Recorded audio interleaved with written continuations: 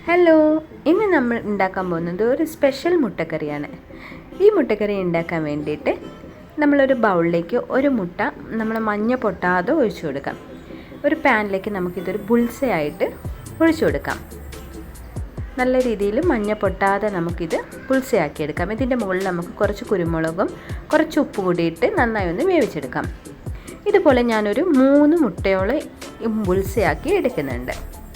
മഞ്ഞ പൊട്ടാതെ നമുക്കൊരു പ്ലേറ്റിലേക്ക് എടുത്തു മാറ്റാം. ഇനി നമുക്ക് ഒരു കടായി എടുത്ത് വെച്ച് അതിലേക്ക് കുറച്ച് ഓയിൽ ഒഴിച്ചു കൊടുത്ത് ഇതിലേക്ക് കുറച്ച് പട്ട, ഗ്രാമ്പു, ബേ ലീഫ് ഇട്ട് കൊടുക്കാം. ഇനി ഒരു 3 സവാള ചെറുതായി നീളത്തിൽ അരിഞ്ഞത് കൂടിയിട്ട് നന്നായി ഒന്ന് വാട്ടിയെടുക്കാം. സവാള ഒന്ന് വാടി വരുമ്പോൾ ഇതിലേക്ക് നമുക്കൊരു 2 പച്ചമുളക് ഇട്ട് കൊടുക്കാം. ഇനി നന്നായി ഒന്ന് വാടി വരുന്ന സമയത്ത് നമുക്ക് വീണ്ടും ഒരു തക്കാളി നമുക്കിതിലേക്ക് ഇട്ട് കൊടുക്കാം. തക്കാളി നന്നായി വാടി വരുന്ന സമയത്ത് നന്നായിട്ടൊന്ന് വാടി ഉടഞ്ഞു വന്നിട്ടുണ്ട്. ഇനി ഇതിലേക്ക് ഒരു 3 സ്പൂണോളം മല്ലിപ്പൊടി, ഒരു 1/4 ടീസ്പൂൺ മഞ്ഞൾപ്പൊടി, ഒരു 2 സ്പൂണോളം കാശ്മീരി മുളക് പൊടി, പിന്നെ ആവശ്യത്തിന് ഉപ്പ് കൂടിയിട്ട് നന്നായി ഒന്ന് ഇളക്കിയെടുക്കാം. മസാലയുടെ പച്ചമണമൊക്കെ മാറുന്നത് വരെ നമുക്കിത് നന്നായിട്ടൊന്ന് ഇളക്കിയെടുക്കാം. പിന്നെ ഇതിലേക്ക് നമുക്ക് ഒരല്പം വെള്ളം ഒഴിച്ചു കൊടുക്കാം.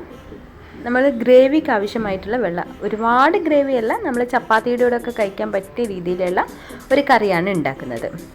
അതിന് ആവശ്യത്തിന് ഉപ്പ് കൂടി ഇട്ട് കൊടുക്കാം.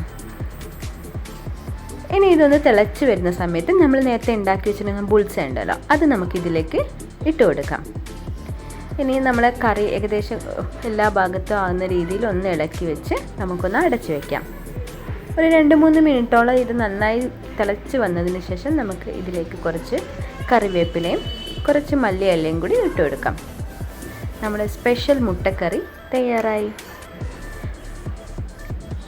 ഇനി നമുക്കിത് ചപ്പാത്തിയുടെ കൂടെയോ അല്ലെങ്കിൽ പൊറോട്ടയുടെ കൂടെയോ എല്ലാം കഴിക്കാൻ നല്ല ടേസ്റ്റാണ്. എല്ലാവരും ഉണ്ടാക്കി നോക്കണം.